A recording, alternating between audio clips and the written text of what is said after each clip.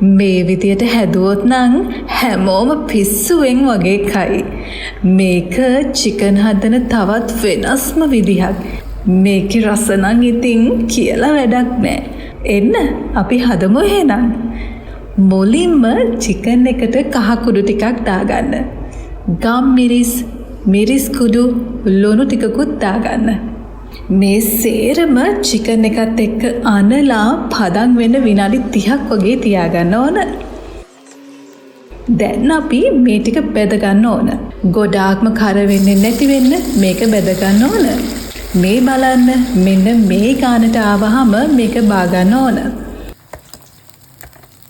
ඔන්න දැන් අපි චිකන් ටික බෙදගෙන ඉවරයි. ඊළඟට අපි අලගෙඩියකුත් අරන් මෙන්න මෙහෙම කපා ගමු. අලනම් තව ගෙඩියක් දැම්මත් කමක් නැහැ. අල ටිකත් අපි චිකන් බෙදපු තෙලේම බෙදගමු. ඒ ටිකත් මෙන්න මේ වගේ රන්වන් පාට එන ගල් බෙද ගන්න ඕන.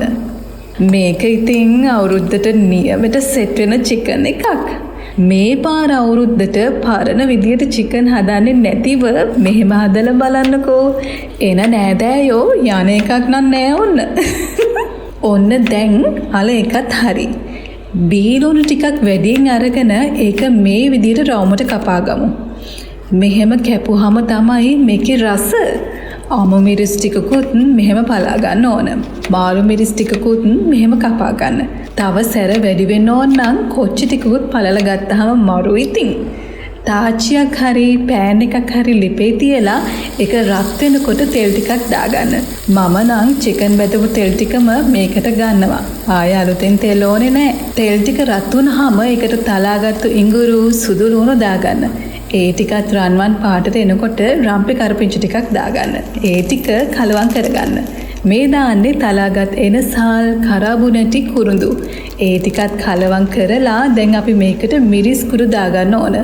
ලුණු ටිකකුත් රස පදමට දාගමු.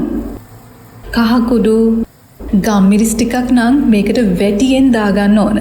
ඒ ටිකත් හොඳට කලවම් කරගන්න. ඔන්න දැන් තමයි අපි මේකට අපේ විශේෂම දේ දාගන්නේ. මේ තියෙන්නේ කුඩු කරගත් මහදුරු. චිකන් කිලෝ එකකට මහදුරු ග්‍රෑම් 50ක් වගේ දාන්න ඕන හරි පදම එන්න. ඒකත් හොඳට කලවම් කරගන්න.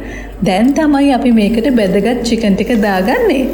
චිකන් එකට අපේ මික්ස් එක හොඳට දැවටෙන්න කලවම් කරගන්න ඕන. බීලුණු ටිකයි අමු මිරිස් ටිකයි දාගන්න ඕන මෙන්න මේ වෙලාවේ. ඒකත් කලවම් කරගන්න. මේ ටිකක් පදන් වෙන්න විනාඩි 5ක් වගේ වහලා තියාගන්න ඕන. දැන් අපි මේකට විනාගිරි දාගන්න ඕන. මේකේ හරි රස පදම එන්න නම් විනාගිරි මේස හැඳි 5ක්වත් දාගන්න ඕන. ඒ ටිකත් හොඳට කලවම් කරගන්න. මේ වෙලාවේදී තමයි අපි මේකට බෙදගත්ත අල ටිකයි මාළු මිරිස් ටිකයි දාගන්නේ. දැන් ඉතින් මුළු ගෙදරම සුවඳයි ඔන්න මේ වෙනකොට. අල්ලපු ගෙදර අයත් එයිද දන්නේ නැහැ ඔන්න. මේක තවත් විනාඩි 5ක් වගේ පදන් වෙන්න වහලා තියන්න ඕන. බලන්නකො මේකේ ලස්සන වගේම පුදුම රස චිකන් එකක් මේක. වෙනස්ම රසක් තමයි මේකෙන් එන්නේ. ඒ රසට නම් පිස්සු වැටෙනම ඕනම කෙනෙක්. මම චිකන් කන්න ආසම විදියක් තමයි මේක. මේ අවුරුදු කාලේ මේක හදලා බලන්නකො වෙනසකටත් එක්ක. චිකන් ටික මදි වුණා එහෙම කියන්නේ ඔන්න. ඇත්තටම මේක මාරම රසයි. ඔයාලත් හදලා රස කියන්නකෝ. එහෙනම් ගිහින් එන්න.